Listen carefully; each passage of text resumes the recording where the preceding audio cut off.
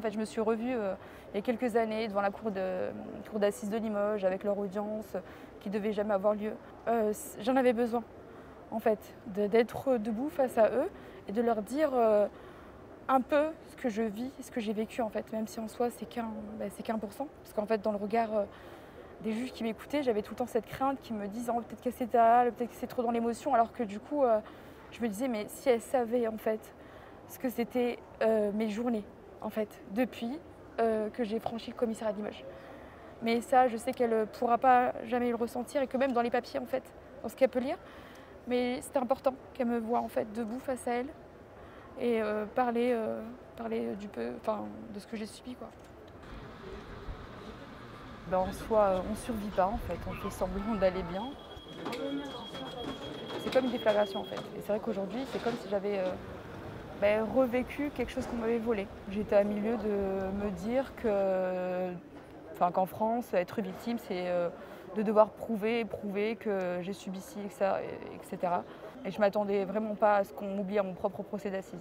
Je suis toujours en hypervigilance, en stress post-traumatique. Même après avoir réussi à l'expulser aux côtés de mon avocate, j'en suis quand même à 5 dépôts de plainte, quoi. Il a réussi automatiquement à savoir mon adresse, mon étage, ma porte, ce que je faisais. Il continue à me traquer. Il a mes coordonnées sur les réseaux sociaux. Enfin, il est tout le temps là. Alors la faute, elle est très caractérisée, hein. On peut le dire, Khadija n'a pas été convoquée au procès. Il ne vérifie pas, il constate qu'elle n'est pas là, il ouvre quand même le procès. Elle appelle parce qu'elle découvre le procès dans la presse et là il refuse d'interrompre le procès pour lui permettre de venir à une session ultérieure. La reconnaissance, je crois, serait très importante pour Khadija, la reconnaissance que oui, il y a eu une faute de l'État et tout ce combat qui a été le nôtre là depuis 5 ans, c'est vrai qu'elle a essuyé des revers, elle a été dénigrée. Les magistrats ont pu dire qu'elle avait bien été convoquée, que c'était elle qui ne s'était pas préoccupée de son procès, des dates de l'audience. Et ça, c'est vrai que c'est une victimisation secondaire. C'est complètement emblématique en fait, parce que dans plein de procès, on dénonce justement le fait qu'il n'y ait pas d'attention portée à la victime, qu'on n'entende pas les paroles de la victime, qu'on n'entende pas son préjudice, etc. Qu'est-ce qu'il y a de plus marquant que le procès auquel la victime n'est pas conviée et même dont elle est repoussée lorsqu'elle prend attache avec la juridiction? C'est le paroxysme en fait de ce qui ne va pas dans le traitement des victimes dans le droit français. Mais on espère qu'avec cette audience, on aura justement une jurisprudence, l'amorce de quelque chose qui affirme que oui, ne pas convoquer une victime au procès, c'est une faute et que cette faute, elle engage la responsabilité de l'État.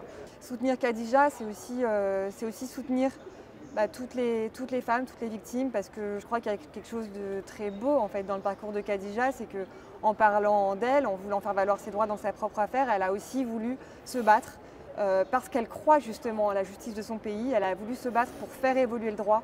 C'est pour ça qu'on a essayé devant la Cour de cassation, qu'on a essayé d'aller devant le Conseil constitutionnel. Elle n'a pas fait tout ça pour son affaire, parce que de toute façon c'était passé.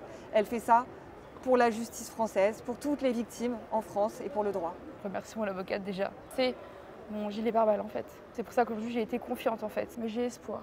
J'ai foi en fait qu'ils reconnaissent tous les dysfonctionnements judiciaires. En fait, il n'y a pas de raison.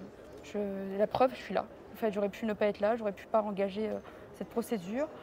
Donc c'est pour ça que quand ils parlent de procédure en civil, ben oui, on l'a pas intenté parce que j'ai pas porté plainte pour l'argent. En fait, au contraire. Donc, merci à vous.